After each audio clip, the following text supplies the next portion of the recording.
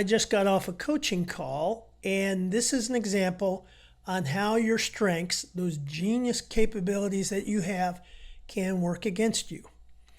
The situation is the chief operating officer for a large company has a subordinate who's toxic. Now, the leading strengths of this individual are positivity, winning others over, includer. In other words, it's a rescue combination.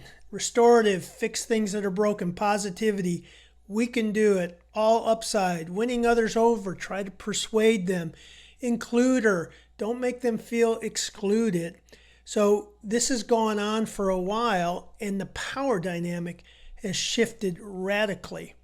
So my advice was simple. You've got three choices. You can live with the situation as it is, or you can fire the person, or the third one is you can get some insight to see how this person's strengths are triggering the very things in you that work against you. All these positive, people-oriented attributes. So we'll see which option this person chooses. It's a common dilemma. You'll find certain individuals in your world that are so wired that they bring the worst out of you naturally. They don't try, they just do it naturally because of the way they're wired. The Genius Spark is one way to get some insight into this.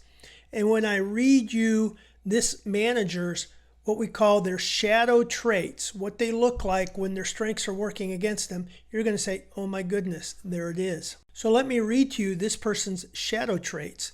This is a paragraph that they created from the Genius Spark app that we've developed that describes how this person's strengths can get in their way at times.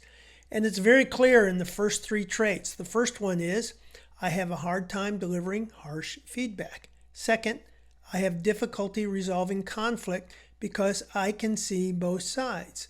And number three, when I'm unsure of an answer, I may try to talk my way through it. There you have it.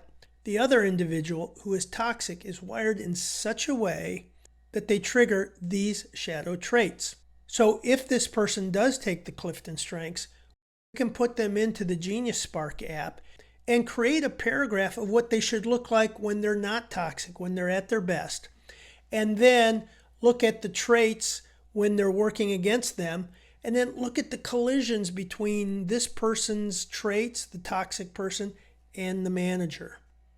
Getting to the root of these kinds of challenges and conflict and friction is not difficult. It just takes a little bit of insight, a little bit of a tool, and a process, and I'd be happy to show you how. Take care.